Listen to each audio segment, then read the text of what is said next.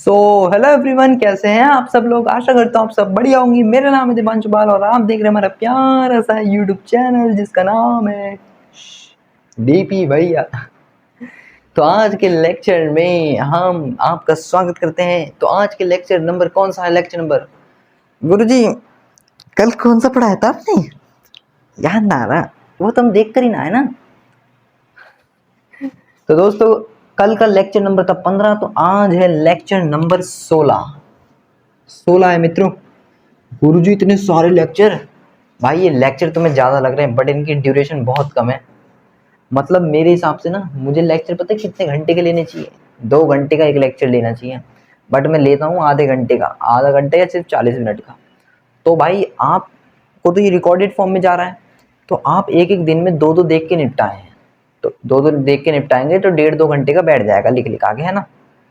तो मेरे को तो 2 घंटे का करना चाहिए, बट हो ही नहीं पाता शूट इतना लंबा, पता नहीं क्यों। थोड़ा प्रॉब्लम आ जाता है फ़ोन में और वीडियो अब आगे शूट ही नहीं हो पाती 30-40 मिनट से ऊपर।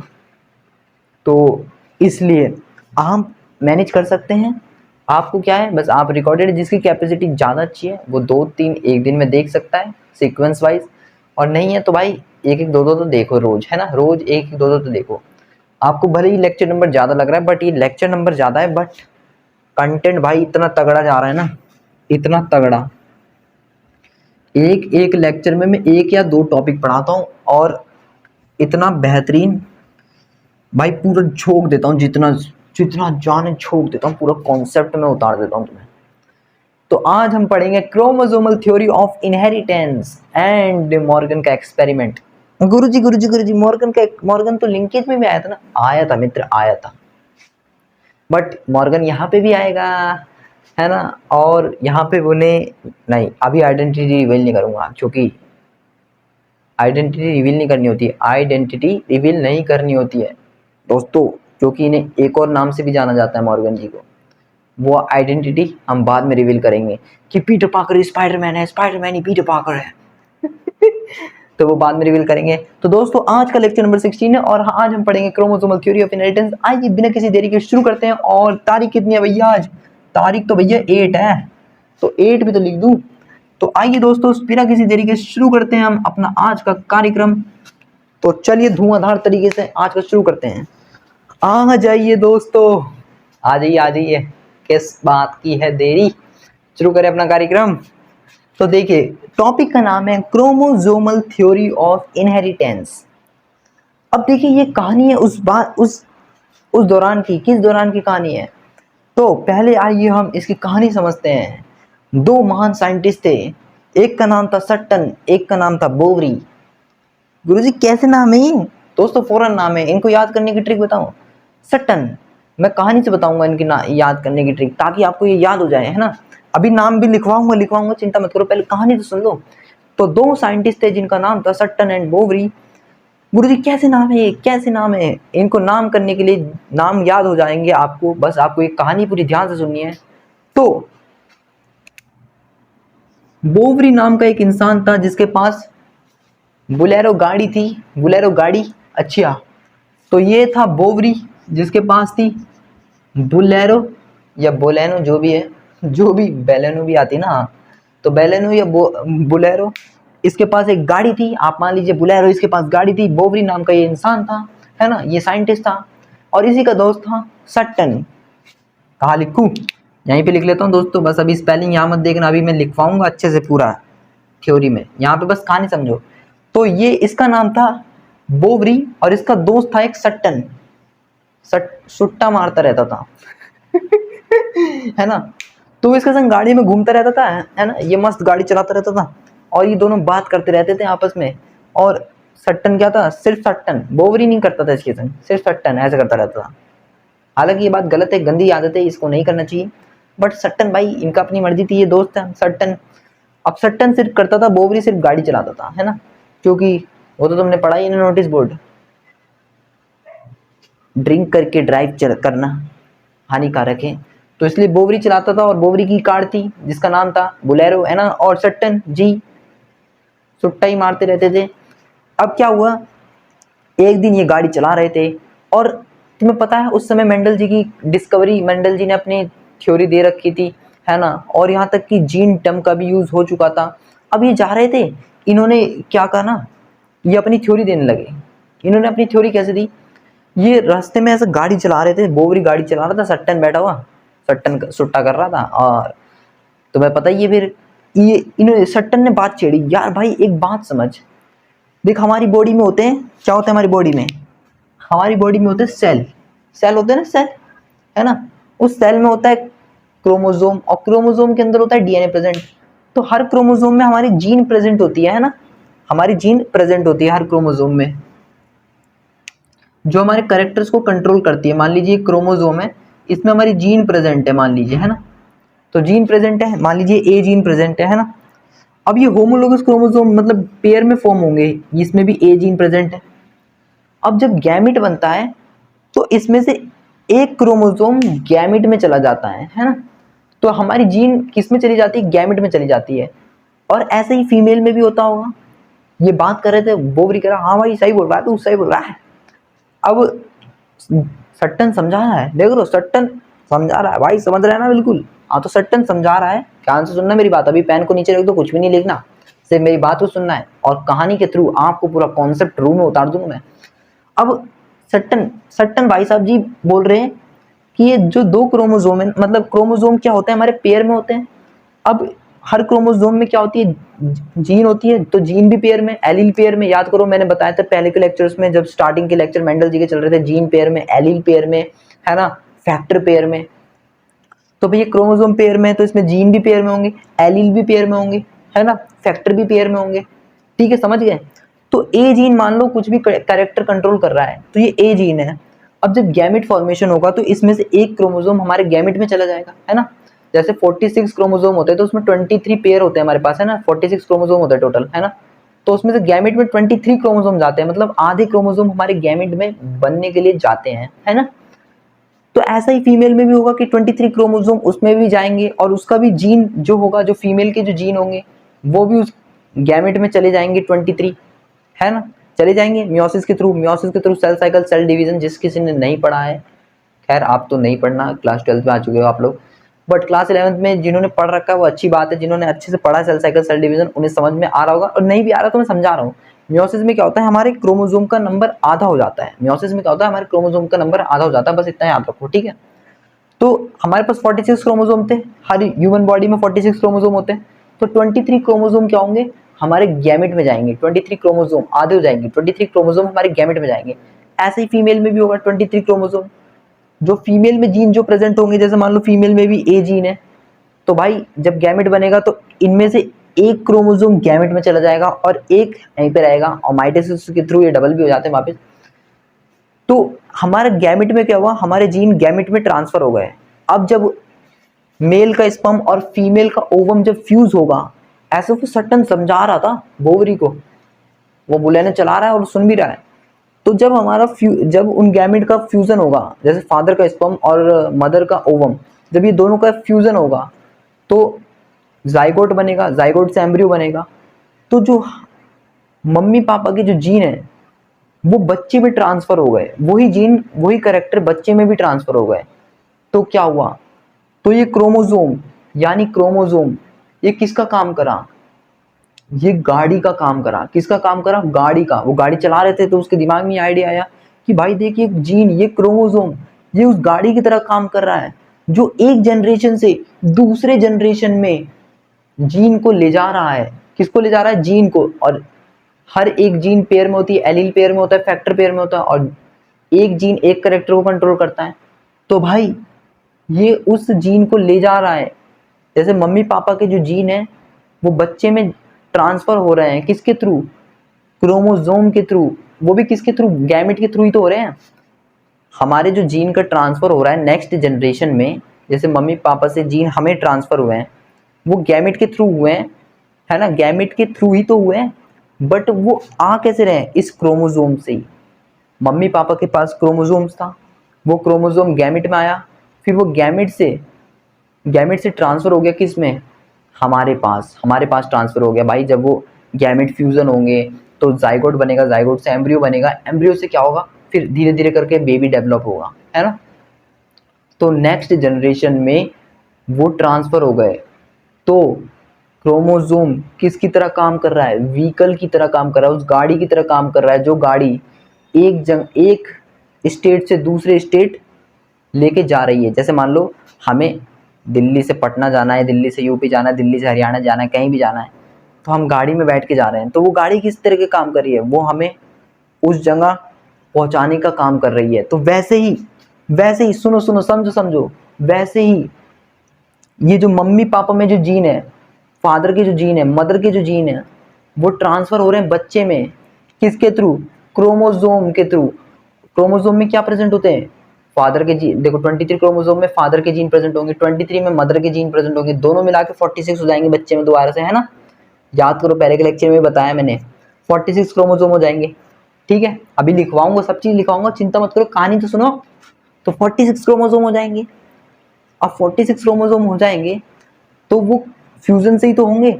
और ये जो 23 क्रोमोसोम है, ये ट्रांसफर होते हैं गैमेट में, फिर गैमेट इन्हें लेके जाता है, फिर इनका फ्यूजन होता है, तब जाके वो बेबी में पहुंचता है। तो जीन नेक्स्ट जनरेशन में जा रही है किसके थ्रू? गैमेट के थ्रू ही जा रही है, वो भी क्रोमोसोम से। क्रोमोसोम नहीं होंगे तो गैमेट लेके क्या जाएगा? गैमेट भी तो क्रोमोसोम ही लेके जा रहा है ना, तो गैमेट के थ्रू ट्रांसफर हो रहा है वाया गैमेट। तो वही क्रोमोसोम के थ्रू ट्रांसफर हो रहा है जीन एक जनरेशन से दूसरी जनरेशन में वाया गैमेट। तो यहाँ पे अब ये पॉइंट लिखा है मैंने कि इट सजेस्ट, मतलब सर्टेन बोवरी ने सजेस्ट करा, अभी नाम भी लिखवाऊंगा साइंटिस्ट के। It suggest that chromosome are the vehicle. Chromosome, अब इसके आगे भी लिखाऊंगा, क्रोमोसोम किसकी तरफ सजेस्ट करता है? व्हीकल की तरह। व्हीकल की तरह जो कैरी करता है, क्या कैरी करता है? क्रोमोसोम किसकी तरह करता है? व्हीकल की तरह, जो कैरी करता है जीन को नेक्स्ट जनरेशन में via gamete. Via gamete, gamete के थ्रू ही नेक्स्ट जनरेशन में जो है वो क्रोमोसोम जाएगा, क्या लेके? जीन लेके, एलील लेके, करेक्टर लेके।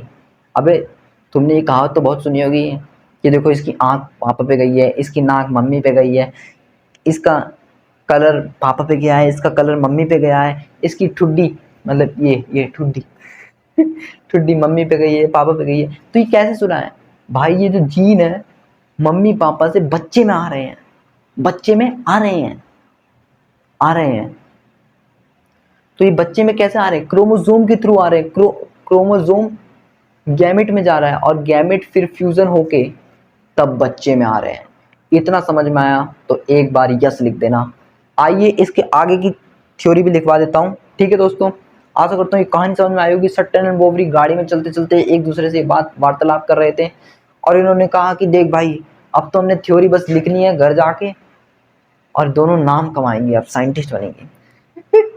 देख रहे, लोफरगिरी से साइंटिस्ट बन गए वो दोनों। मजाक कर रहा हूँ दोस्तों, ये सिर्फ एक कहानी थी काल्पनिक। तो आइए दोस्तों अब इसके पॉइंट लिख लेते हैं। तो आइए दोस्तों, मैंने कहानी तो बता दी, अब मैं इसको पॉइंट के थ्रू भी तो समझाऊंगा ना, ऐसा थोड़ी ना जाने दूंगा। रूह में उतार दूंगा कॉन्सेप्ट, नस नस में बोलेगा बायो का हर एक कॉन्सेप्ट। है ना? ठीक है, आइए दोस्तों। तो देखिए क्रोमोसोम, अब यहाँ तक लिख लिया था कि हमने कि इट सजेस्ट, फिर उसके आगे यहाँ पे क्रोमोसोम था कि it suggest that the chromosome are the, it suggest that chromosome are the. तो यहाँ पे अब मैं यहाँ पे बोल रहा हूँ chromosome are the vehicle that carry gene to next generation via gamete. आप समझाता हूँ कि क्रोमोसोम व्हीकल की तरह सजेस्ट करेगा दैट कैरी जीन, जो जीन ले जाएगा, जीन कैरी करके ले जाएगा। क्रोमोसोम वह व्हीकल की तरह है जो क्या कैरी कर रहा है? जीन कैरी कर रहा है टू नेक्स्ट जनरेशन में, जीन कैरी कर रहा है नेक्स्ट जनरेशन में। भैया मम्मी पापा से वो जीन किस में जा रहे हैं? बच्चों में जा रहे हैं, है ना? नेक्स्ट जनरेशन में किसके थ्रू? वाया गैमेट के through. Gamete sperm and ovum, जिनका फ्यूजन होता है, देन फिर वो क्रोमोसोम एक साथ आ जाते हैं, 23 फादर के, 23 है ना मदर के, देन जुड़ जाता है, लग गई यार हाथ में ही, 23 फादर के, 23 मदर के, देन फिर वो जुड़ जाता है, 46 हो जाता है। बेबी में भी दोबारा नॉर्मल 46 ही हो जाता है ना, तो 46 क्रोमोसोम हो जाते हैं। तो जो 23 क्रोमोसोम है इसमें भाई जीन होंगे फादर के, इसमें मदर के जीन होंगे, देन दोनों के दोनों कैरी हो जाते हैं नेक्स्ट जनरेशन में किसके थ्रू जाते हैं, पर ये वाया गैमेट के थ्रू जाते हैं। ठीक है दोस्तों, इतना समझ में आया। अब इन महान साइंटिस्टों के नाम तो देख लें जरा। आइए दोस्तों, अब हम बढ़ते हैं इसके अगले पॉइंट की तरफ। तो आइए दोस्तों, आ जाइए दोस्तों, अब हम देखते हैं अपना अगला पॉइंट, प्रपोज्ड। हाँ, प्रपोज्ड, ये वो प्रपोज नहीं है जो आप समझ रहे हैं, शाहरुख खान वाला नहीं है ये। अरे नहीं है यार, ये वो प्रपोज नहीं है। यहाँ पे ये बोला जा रहा है कि क्रोमोसोमल थ्योरी ऑफ इनहेरिटेंस किसने दिया। यहाँ पे उस फॉर्मेट में लिखा जा रहा है ये कि जो क्रोमोसोमल थ्योरी ऑफ इनहेरिटेंस जो टॉपिक है वो किन साइंटिस्टों ने दिया। तो प्रपोज्ड बाय सट्टन एंड बोवरी। सट्टन, देखा नाम क्या है, इनका नाम असल में वॉल्टर सटन था और इसका नाम था थियोडोर बोवरी। एनसीईआरटी में भी लिखा है Walter Sutton and Theodore Boveri, but generally पूरा नाम नहीं पूछते, जो लास्ट का नाम होता है ना, सटन एंड बोवरी, ये याद रखना होता है। तो proposed by Sutton and Boveri, वरना तो पूरा नाम भी याद है कि Walter Sutton and Theodore Boveri, but आप ऐसे भी याद रख सकते हैं सटन एंड बोवरी। बोवरी यानी उसके पास बुलेरो गाड़ी थी, और सटन तो पता ही है ना क्या करता था। इन 1902 मतलब 1902 में इन्होंने ये जो क्रोमोसोमल थ्योरी ऑफ इनहेरिटेंस ये दिया था। They called chromosome are the vehicle of heredity. इन्होंने बोला कि क्रोमोसोम क्या है, व्हीकल, व्हीकल मतलब गाड़ी है हेरिडिटी का। क्रोमोसोम क्या है, व्हीकल है ऑफ हेरिडिटी। क्रोमोसोम जो है वो गाड़ी है हेरिडिटी की, मतलब एक जनरेशन से दूसरे जनरेशन में ले जाने वाला कार की तरह काम करता है, व्हीकल की तरह। जीन का ट्रांसफर कर रहा है ना भाई, एक जनरेशन से दूसरे जनरेशन में क्रोमोसोम के थ्रू से ही तो जा रहा है वो जीन। क्या जीन क्या कहीं और चिपका होता है क्या? नहीं, क्रोमोसोम में चिपका होता है, क्योंकि क्रोमोसोम में डीएनए होता है।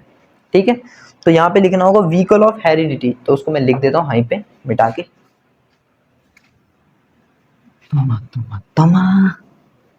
तोबा तोबा। आइए दोस्तों, और दोस्तों अगर मजा आ रहा है तो वीडियो को भले ही लाइक करना है करो, नहीं करना मत करो, बट शेयर जरूर करो यार। एक मित्र के संग अपने शेयर जरूर करो, मित्र तो होगा ना आपका। नहीं गुरुजी, हमारा दोस्त नहीं है, हम अकेले ही पढ़ते हैं। ए चालाक, दोस्त को नहीं भेजूंगा, पता चला उसने भी यहीं से पढ़ना शुरू कर दिया तो मैं क्या लिखवा रहा था कि vehicle of heredity, vehicle of heredity, यहाँ पे लिखना होगा व्हीकल ऑफ हैरी, क्या नाम था, हेरिडिटी, व्हीकल ऑफ हेरिडिटी। ठीक है, हेरिडिटी, हेरिडिटी। तो ठीक है दोस्तों, इसका लिखते हैं हम व्हीकल ऑफ हेरिडिटी। मैंने व्हीकल नहीं लिखा है, वो यहाँ पे लिखा ही था व्हीकल ऑफ हेरिडिटी। ठीक है, अब हम बढ़ते हैं अपने अगले पॉइंट की तरफ। आइए दोस्तों, आया मैं आया। तो देखिए, उसी का पार्ट चल रहा है क्रोमोसोमल थ्योरी ऑफ इनहेरिटेंस का, होमोलोगस क्रोमोसोम।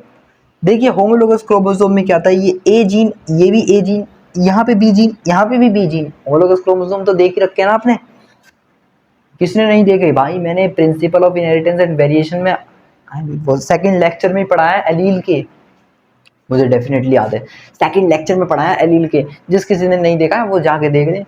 गुरुजी सेकंड लेक्चर, ये तो बहुत लंबा है। हाँ तो मैंने बोला ना सीक्वेंस से फॉलो करने का। जिसने देख रखा है वो बढ़िया बात है, जिसने नहीं देख रखा मतलब आई बटन ऊपर आ रहा होगा, उस पर क्लिक करें और पहुंच जाएं, आप डायरेक्ट अपनी मंजिल पे पहुंच जाएंगे।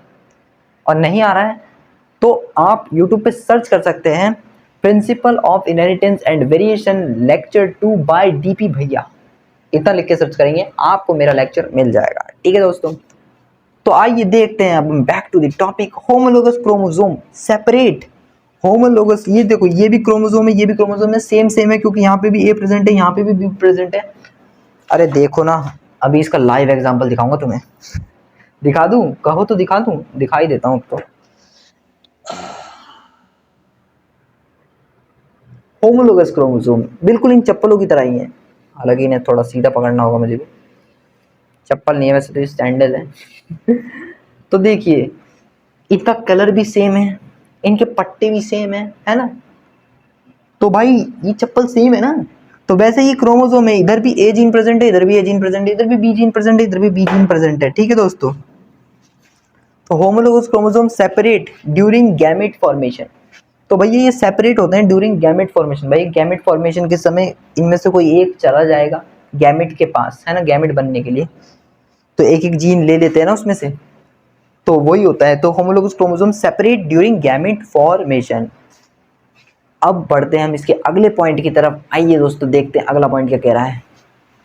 आइए दोस्तों अब हम देखते हैं इसका अगला पॉइंट कि फैक्टर और gene carried by them also segregate. मतलब फैक्टर और जो जीन होते हैं ना वो भी भैया सेग्रीगेट हो जाते हैं। भैया देखो जो होमोलोगस क्रोमोसोम है, होमोलोगस क्रोमोसोम में ए जीन प्रेजेंट थी, यहाँ पे देखता हूँ, यहाँ पे बनाता हूँ, ये होमोलोगस क्रोमोसोम था, इस पे ए जीन ऐसे था ना ये कि इसमें ए जीन प्रेजेंट थी, इधर बी जीन प्रेजेंट थी, ऐसे था, और ये भी ऐसे ही था। ठीक है ना, देखो यहाँ पे देखो देखो देखो क्या वो चीज है। तो ये देखो ए जीन थी, इसमें भी ए जीन था, इसमें भी बी जीन थी, इसमें भी बी जीन थी। तो भाई होमोलोगस क्रोमोसोम में क्या प्रेजेंट थी, जीन प्रेजेंट थी। तो जीन प्रेजेंट है, जीन यानी फैक्टर, फैक्टर भी प्रेजेंट है। जीन को ही फैक्टर बोलते हैं, फैक्टर को ही जीन बोलते हैं। तो भाई जब होमोलोगस क्रोमोसोम सेपरेट होंगे तो जीन भी तो सेपरेट होगा ना, यानी फैक्टर भी सेपरेट होगा। भाई जीन को ही फैक्टर बोलते हैं, तो जीन सेपरेट होगा यानी फैक्टर सेपरेट होगा। तो उसी को बोल रहे हैं जीन और factor carried by them also segregate, ये भी अपने आप अलग हो जाएंगे जब होमोलोगस क्रोमोसोम सेपरेट होंगे। ठीक है दोस्तों, अब हम बढ़ते हैं इसके अगले पॉइंट की तरफ। आइए आ जाइए दोस्तों, अब हम देखते हैं अपना अगला पॉइंट। देखो जो होमोलोगस क्रोमोसोम का भी हमने जस्ट डायग्राम बनाया था, है ना, तो अभी जो आपने देखा होगा इससे पिछले में जो अभी हमने होमोलोगस का डायग्राम बनाया था ना, होमोलोगस क्रोमोसोम का टॉपिक है, टॉपिक डाल के मतलब होमोलोगस क्रोमोसोम का, तो उसी से रिलेट है ये पॉइंट, है ना, कि independent homologous chromosome pair separate independently.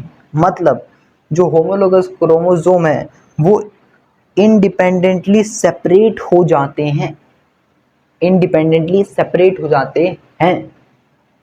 इस पॉइंट का बस इतना सही मतलब था। गुरुजी इस पॉइंट का कोई ताल्लुक बनता है, ये तो हमें पहले से ही पता।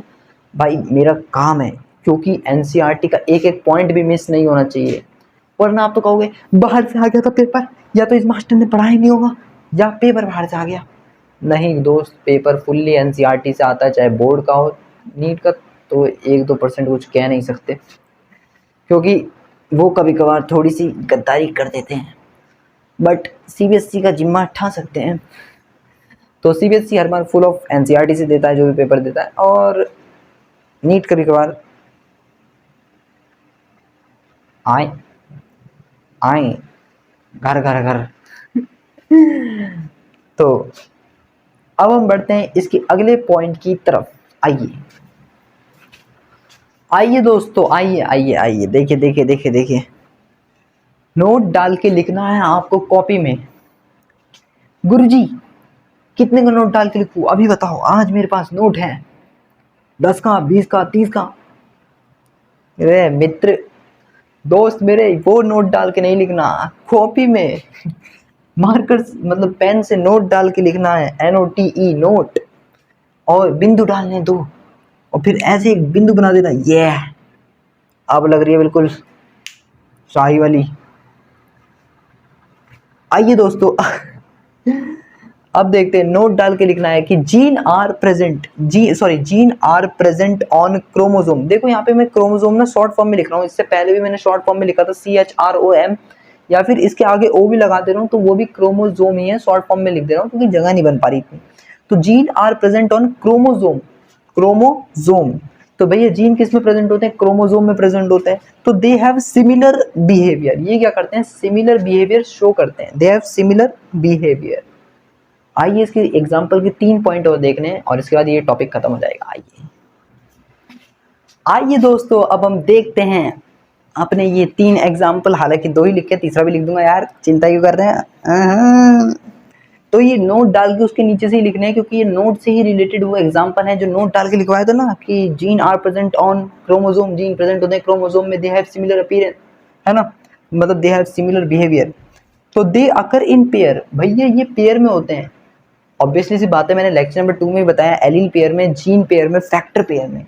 एलील पेयर में, जीन पेयर में, फैक्टर पेयर में। क्या बताया था मैंने?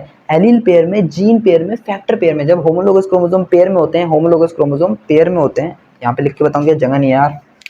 अरे ये मान ली ये होमोलोगस क्रोमोसोम है, ये पेयर में है ना, ये ए, इधर भी ए, तो ये पेयर में है। तो भैया इसमें क्या है, ये जो बिंदु है ये जीन है, ये जीन ए वाला जीन है, तो ए जीन प्रेजेंट है। तो होमोलोगस में दोनों देखो जीन पेयर में। अब एक जीन के दो ट्रेट होते हैं, एक डोमिनेंट एक रिसेसिव, तो एलील पेयर में, एलील पेयर में, और जीन को फैक्टर बोलते हैं, तो फैक्टर पेयर में, जीन पेयर में, एलील पेयर में। तो वैसे ही दे अकर इन पेयर। कौन पेयर? भैया जीन, क्योंकि नोट डाल के हमने जीन से पॉइंट लिखे थे। दोस्तों बारिश आ गई, अब क्या करूं? तो रुको दोस्तों, घबराएंगे नहीं, क्योंकि दोस्तों आइए, बारिश आ गई, बारिश आ गई है। क्योंकि अगर आवाज़ में दिक्कत आए तो मैनेज कर लेना, क्योंकि भाई बारिश आ गई है, अब तो मैं कुछ नहीं कर सकता। तो इसमें मेरी कोई गलती नहीं होगी भाई। तो आइए देखते हैं second point, they segregate during gamete formation. Segregate, ये सेग्रीगेट करता है ड्यूरिंग गैमेट फॉर्मेशन के दौरान। भाई यार आवाज़ तो नहीं आ रही दोस्तों आपको। तो दे सेग्रीगेट ड्यूरिंग गैमेट फॉर्मेशन, अब जल्दी करता हूँ। ये सेग्रीगेट करते हैं ड्यूरिंग गैमेट फॉर्मेशन में। जब गैमेट फॉर्मेशन हो रहा होता है तब ये क्या करते हैं, ये अलग अलग हो जाते हैं, ऐसे अलग अलग। भाई जब गैमेट फॉर्मेशन होगा तो जीन क्या होगा, सेग्रीगेट होगा। सेग्रीगेट मतलब अलग अलग अलग अलग अलग अलग अलग अलग, ठीक है। और एक लास्ट पॉइंट देख लीजिएगा, they can be mutated, they can be mutated. Last point देख लीजिएगा, ये घर घर घर घर वो वाली मूवी देखिए ना, कौन सी मूवी है जिसमें वो, अभी ठीक करके देता हूँ वो वाला देखा ना, उसमें वो क्या नाम होता है मूवी में, उसके करेक्टर का कुछ नाम होता है ना, they can be mutated, mutated. दोस्तों अब मुझे यहीं पे फिनिश करना होगा, क्योंकि दोस्तों बारिश का मौसम है चल रहा, और बारिश के समय आपको शायद आवाज़ क्लियर ना आ पाए, इसके लिए भी थोड़ी माफ़ी तो मांगनी पड़ेगी, है ना। और मैनेज कर लेना यार, थोड़ा सा ही अभी आया था, तो देखते हैं। तो लास्ट पॉइंट है, थर्ड पॉइंट है, थर्ड पॉइंट। तो दे कैन बी म्यूटेटेड, ये क्या होता है, म्यूटेटेड। ये म्यूटेट भी हो सकते हैं भाई, जीन म्यूटेट हो सकता है ना, हो तो सकता है ये जीन म्यूटेट, तो जीन म्यूटेट हो सकता है।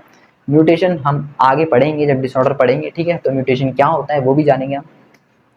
तो ये सब जीन से रिलेटेड बातें थी, जो नोट डाल के लिखवाया था ना, जीन से रिलेटेड, ये तीनों पॉइंट जीन से रिलेटेड थे, कि भैया जीन पेयर में होता है, हाँ पेयर में होता है, भैया जीन सेग्रीगेट करता है गैमेट फॉर्मेशन के दौरान, कर सकता है, जीन म्यूटेट भी हो सकता है, हो सकता है। तो ये दोस्तों ये 3 पॉइंट थे। आशा करता हूँ आपको आज का लेक्चर बहुत बढ़िया लगा होगा। तो मिलते हैं हम कल के लेक्चर में, तब तक के लिए अपना ध्यान रखें, और वीडियो को जिस किसी ने लाइक नहीं करा लाइक करें, चैनल को सब्सक्राइब नहीं करा सब्सक्राइब करें, बेल नोटिफिकेशन बटन दबा लें, ताकि अगले लेक्चर की नोटिफिकेशन आप तक जरूर पहुंच जाए। तो और वीडियो पसंद आ रही है तो दोस्तों अपने एक मित्र के संग या किसी के संग शेयर जरूर करें, ठीक है दोस्तों, ओके। और तब तक के लिए, और जिस किसी ने WhatsApp channel Telegram channel join नहीं करा है ज्वाइन कर लें, क्योंकि उस पर मिलते हैं ये बेहतरीन नोट्स। हालांकि 1-2 दिन का डिले हो जाता है, बट कोई बात नहीं, पर मिल जाते हैं है ना। तो तब तक के लिए अपना ध्यान रखें, take care, bye bye, thank you so much.